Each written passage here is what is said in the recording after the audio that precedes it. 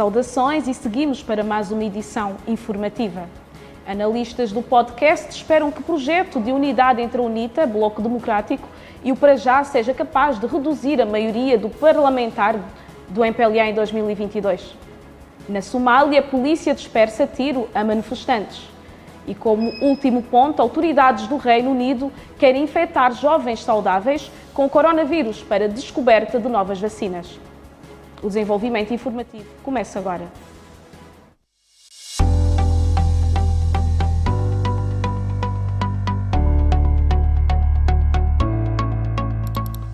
Ao vivo em 3, 2, 1.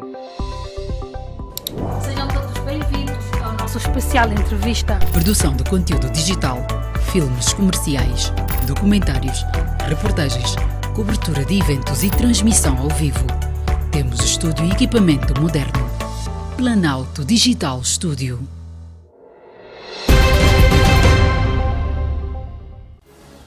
Os analistas do podcast realizado ontem pela Camunda News, a propósito dos diferentes factos políticos e sociais ocorridos nos últimos dias em Angola, felicitaram os líderes da UNITA, do Bloco Democrático e do projeto político Para Já, pelo pacto de ação comum que deverá vigorar pelo menos até as eleições gerais previstas para 2022.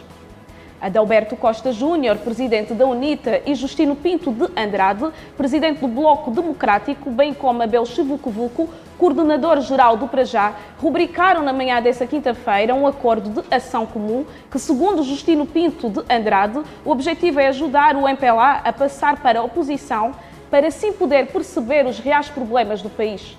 Durante o podcast, que teve David Boio como moderador, os analistas Albino Paquice, professor de Filosofia do Direito, e o jornalista Ilídio Manuel, antigo editor-chefe do Semanário Angolense, cuja circulação foi suspensa há anos, bem como o politólogo Olívio Quilumbo, consideram ter sido uma boa iniciativa o pacto rubricado entre Adalberto, Chivuco-Vuco e Justino Pinto de Andrade e disseram esperar que o projeto seja capaz de, no mínimo, reduzir a maioria parlamentar em MPLA nas próximas eleições. A questão da conferência, eu acho que foi uma coisa boa, importante, uma luz, acaba de renascer uma luz ao fundo do túnel, porque nós temos também uma oposição, de certo modo, desunida. Mas isto também não significa que seja uma unidade tanto real, porque são os primeiros passos que eles estão a dar e deu para mais ou menos dividir a oposição, que já temos uma oposição radical, portanto é esta que hoje se reuniu, e a outra me parece que é mais alinhada ao poder. Não acredito que as outras, como a Casa C, a própria FNLA e o PRS, os três, né? Eles não acredito que mas venham a Casa alinhar. C, mas o Bloco Democrático é Casa C ainda, não? Não, mas está dentro da Casa C. E acredito, pelas contas que eu estou a fazer, eles daqui a um bocado vão confrontar o Bloco Democrático, porque é preciso ter em linha de conta, o Bloco Democrático não alinhou no afastamento do Miau. E depois é preciso que ele já se posicione, portanto, vai ser questionado o Bloco, né, relativamente ao tal apoio. Bom, agora não sei se é velado, né, pelo menos se hoje apareceu o lado as suspeitas, portanto, que esteja já próximo ao Abel. E é muito provável que o próximo passo do novo presidente da Casa C será nesse sentido, portanto, de confrontar o Bloco. De em que lado é que eles vão colocar o Bloco? Se vão colocar dentro da casa ou se vão colocar junto ao Abel? Tudo aponta nesse sentido. Portanto, e aliás, e pelas informações que eu tenho, o Abel só ainda não está dentro da casa, porque também a casa, dentro do Bloco, porque o Bloco também dá sinais de divisão. Portanto, há pelo menos duas figuras dentro do Bloco que não estão plenamente de acordo com a entrada do Abel. Até porque o Abel, quando entra, é para mandar, não é? Independentemente de mandar, mas também ele tem um carisma que as pessoas têm que aproveitar, porque todos aqueles que estão lá dentro do Bloco, porque o Bloco também é visto como portanto, é a predecessora da Frente para a Democracia, Sim, portanto, FPD, que foi praticamente uma dissidência do MPLA. E que congrega muito, é mais ou menos um partido da intelectualidade, não tem assim operários políticos como o Abel Chivuco-Vuco que deixa as massas, porque o Abel Chivuco-Vuco tem o dom de falar para as massas. E eu não acredito no Bloco, não estou a ver, conheço pelo menos, relaciono bem com todos eles, com o Justino, com o Bonavena, com o Filomeno, mas não estou a ver aqueles que conseguem vestir o fato de macaco de um operário que vai descer às massas. Mas aqui outro aspecto que eu também gostaria de abordar no quadro disso. Bom, é natural que eles querem congregar forças no sentido, e como dizem, querem desalojar o MPLA do poder. Mas por mim também, se não desalojarem o MPLA do poder e se conseguirem reduzir a maioria absoluta do MPLA, são as duas hipóteses. Já é uma das grandes vitórias. O bem menor. Sim, são as duas grandes hipóteses. Seria um bem menor. E eles poderiam começar, e um dos primeiros sinais seria as autarquias. Será que o MPLA está mesmo interessado a realizar as autarquias antes das eleições gerais? Parece que não. Parece-me que não. E que parece-me que querem fazer uma geringonça eleitoral, portanto, aquela que gera aquela confusão no sentido de deturparem a realidade. Porque para mim, do ponto de vista, as autarquias seriam, portanto, o cartão amarelo à governação. E que isto seria... Aliás, só para que amarelo, mais não velho, seria porque eles seria o reflexo, okay. Não é? Portanto, se receberes um amarelo, isto quer dizer que as hipóteses mesmo que ainda o MPLA viesse a ganhar nunca seriam por maioria absoluta. Porque sem isso o MPLA também não governa. Só para acrescentar, a questão das autarquias não vai acontecer este ano por duas razões que eu entendo. Em 2018 começou uma maratona de perda de espaço político dos grandes da África Austral. Começou na África do Sul com a ANC, perdeu os grandes espaços de governação autárquica. Foi para Moçambique, passou agora aqui na Namíbia. Portanto, o MPLA sendo o tal maestro da política de manutenção do poder político destes grandes partidos que tiveram grandes senhores. O último grande senhor de um grande partido foi Eduardo dos Santos, de 38 anos. Eles têm uma estratégia interessante. Ou seja, o MPLA vai realizar o Congresso de 9 a 11 de dezembro. Nenhum partido vai a Congresso, vai a eleições sem antes passar por um Congresso. O que de por si pode significar que as eleições autárquicas não saem este ano. Ou seja, e saírem no próximo ano, já não saem. Eles vão alegar dificuldades econômicas da natureza. É por aí que eu penso que a estratégia deles passa por aí. E aliás, e mesmo quando foi da eleição do Manico, uma das suspeitas que me levantou foi justamente se o Manico não estaria sendo utilizado, seria um caso como fizeram com a Susana Inglês para queimar tempo. Quando estivesse, portanto, o Manico entrou a martelo, vai sair a martelo, isso vai levar tempo de discussões. Depois levanta-lhe um processo judicial, afastam o Manico, queimam tempo com a eleição do novo presidente e depois alguém aparece. Até podem arranjar uma voz de aluguer da oposição, que é para dar muito mais consistência. Para criar uma dissonância. Não, para dar muito mais consistência. O país não tem condições económicas, financeiras, para as autarquias, então seria bom fazer a tal geringonça de 3 em 1. No encontro, parece-vos, fica mais ou menos claro que o Abel, em termos dessa tríade, não é? Só mesmo eventualmente o Bloco Democrático, não é? Sim, tudo aponta que sim, porque também eu não acredito que o Abel assim pacificamente não será bem acolhido pacificamente no seio da própria UNITA. E depois também seria mais ou menos uma forma de ofuscar, portanto, o Adalberto, que neste momento está em ascensão, que está a afirmar tanto a sua personalidade, a sua personalidade política interna. Mas eu acho que, só para terminar esse ponto também, se o David me permitir, eu penso que o Major Abel está numa situação difícil. E aqui, com todo o respeito que a gente tem pelos mais velhos, mas ele está na linha amarela, daqui a pouco entra na linha vermelha, em que a política para ele já não vai fazer sentido. Mas na minha perspectiva, mas com muita pena. E aí onde está o problema? Não pode, sim, mas Olívio, morrer numa esquina qualquer. Mas isto é um erro para a nossa república. Pois, mas Olívio, mas é ali onde está o problema. Ou seja, e o Major Lídio disse aqui uma coisa interessante.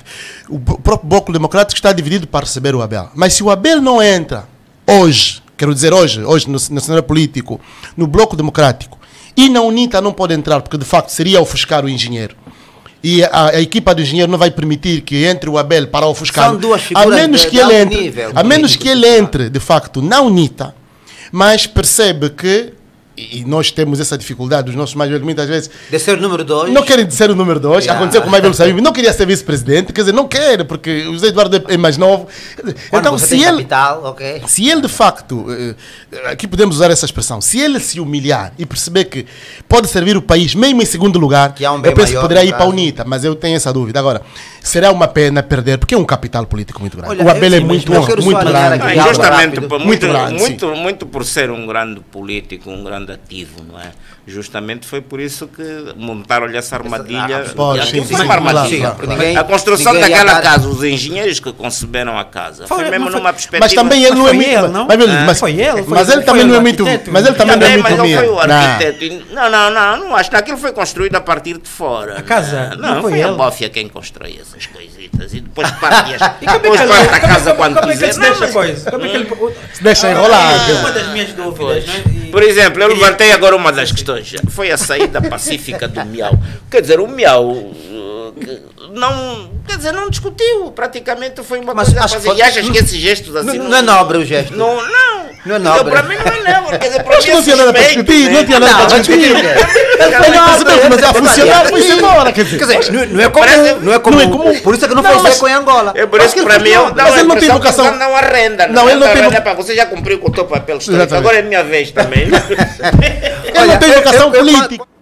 Além da conferência tripartida entre a UNITA, Bloco Democrático e o Para Já, o podcast abordou sobre outros temas que traremos nas próximas edições.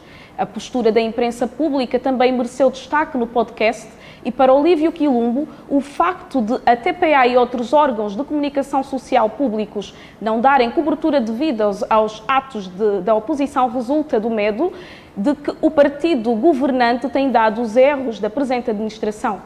Já o jornalista Ilídio Manuel considera mesmo que a TPA e outros têm violado a lei e sublinha que, mesmo que passem a dar cobertura aos atos da oposição, deverão fazer adaptações diferentes do contexto. Albino Paquice, entretanto, corrobora com Ilídio Manuel. Uma abordagem de entrar propriamente dito nesta matéria, eu gostaria de fazer aqui uma crítica aberta aos órgãos de comunicação social públicos que não cobriram, portanto, um evento. E aí está mais uma vez provado de que eles obedecem a determinadas agendas partidárias. Lídia, deixa-me interromper. Sim. Por que é que, como jornalista, não é, e conhecedor da realidade da nossa comunicação, que é que na tua opinião, por que é que os órgãos de comunicação pública nem sequer fingem, nem sequer se dão trabalho de ir, nem que for só para fazer de conta? Estão partidarizados, né? Só significa que estes órgãos de comunicação social estão partidarizados. Basta ver que qualquer evento, por mais banal que seja, afeta o partido governante, eles lá estão. Por exemplo, ainda deram aí cobertura dias a emissão de cartões de militantes do MPLA. Ainda ontem, por exemplo, a TPA passou as imagens de uma visita da candidata única, secretária-geral da OMA, visita quando Cubango, que foi recebida praticamente com honras de Estado, que mobilizou o próprio governador, os SOBAs, e até posso acreditar, não sei, não tenho essas informações, mas também não duvido muito se as aulas foram interrompidas ainda ontem só para os professores e alunos irem receber, portanto... Eu não, mais velho, pode contar. Essa parte você também me perguntará sobre a comunicação social, mas deixa eu mais velho terminar, porque eu também gostaria muito de fazer um aporte sobre essa matéria. Se faz favor. E então, é com base nisto que a nossa comunicação social desempenha um papel péssimo nesse aspecto. E acredito mesmo que lá tivesse ido, poderia muitas das vezes até tirar, não dar o devido destaque e retirar, portanto, coisas do contexto no sentido, numa perspectiva de satisfazer, portanto, o poder. Infelizmente, nós temos uma comunicação social que tem manipulado a informação, muitas das vezes mesmo naquela perspectiva de denegrir a oposição. Agora, relativamente, entrando no tema, não sei se para aqui se vai falar da comunicação social ou avanço já para a questão como foi colocada. Sim, rapidamente. O mais velho Lídio, é um gosto estar aqui com o mais velho Lídio, que é um jornalista. Não, jornalista. Não, o mais velho é mais velho. Desculpa, que eu gosto muito de dizer quando são mais velhos, são mais velhos. Mesmo quando estão com o Reginaldo e outros, são mais velhos da comunicação. E sabe, não, mas é importante dizer isso, porque, e relativamente à comunicação social pública, e eu aqui estou de acordo, corroboro perfeitamente com o mais velho Lídio, mas isto constitui exatamente o perigo que nós temos relativamente à comunicação que nós temos. Porque nós temos uma data considerável de pessoas que estão na comunicação pública, essencialmente a TPA e a Rádio Pública, desculpa agora dizer isso, que realmente também pertencem nos CAPs. E, no fundo, quando há uma agenda do MPLA, e disse muito bem o mais velho Lídio, eles vão todos a correr, mas quando há, por exemplo, esta conferência, num país democrático e de direito, podia passar em direto.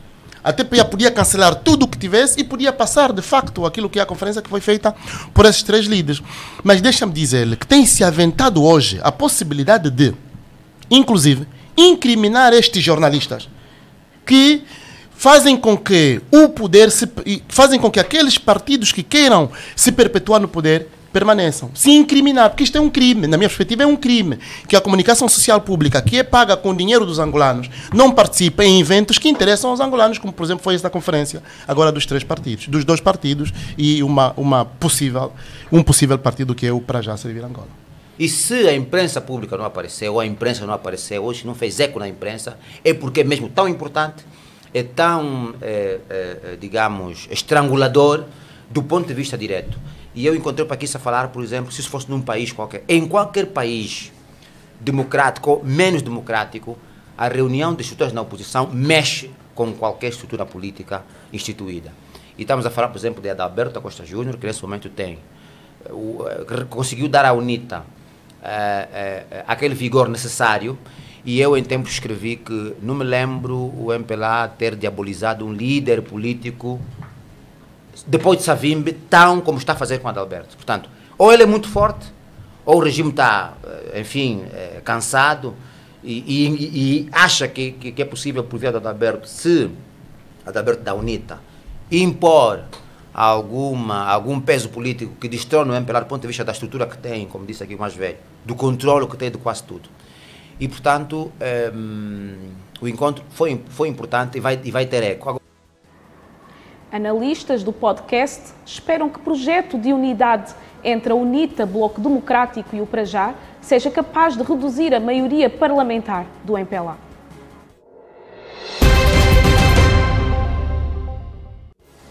A polícia de Mogadíscio, capital da Somália, dispersou a tiro uma manifestação que contou com a participação do candidato presidencial e antigo primeiro-ministro Hassan Liueir contra o atraso das eleições presidenciais no país.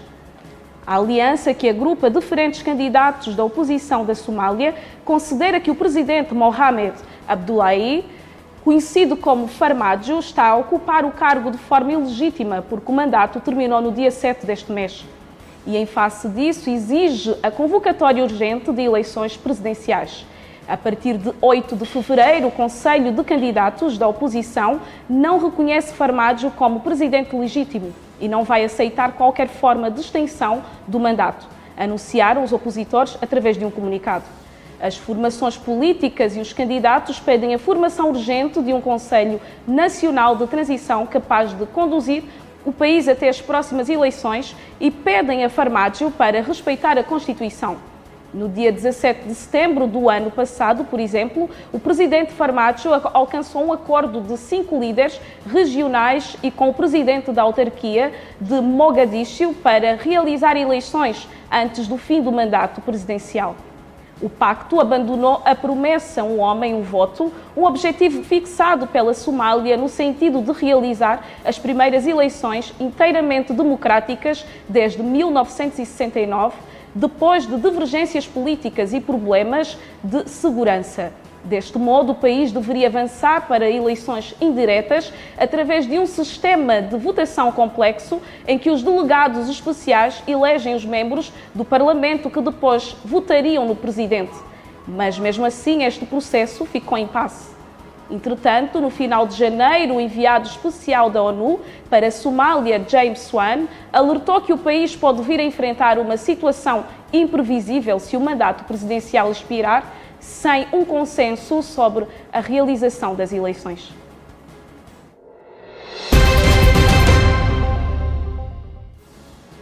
E para encerrar, no Reino Unido, as autoridades de saúde estão à procura de jovens saudáveis para infectá-los com o coronavírus, visando a descoberta de mais vacinas. O objetivo do ensaio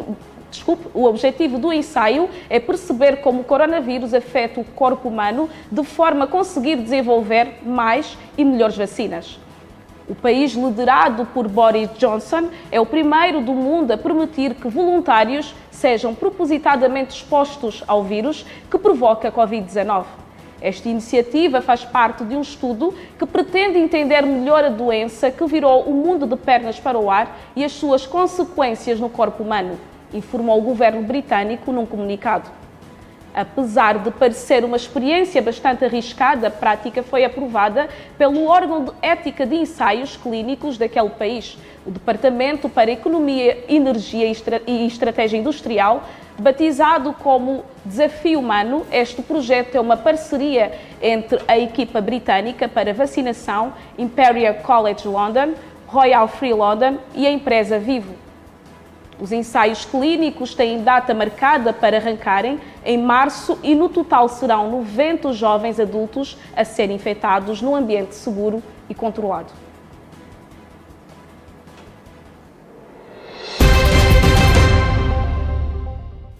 A síntese informativa termina aqui. Se pretender rever outras edições, acesse ao portal da Camunda News. Obrigado pela sua companhia e um ótimo final de semana.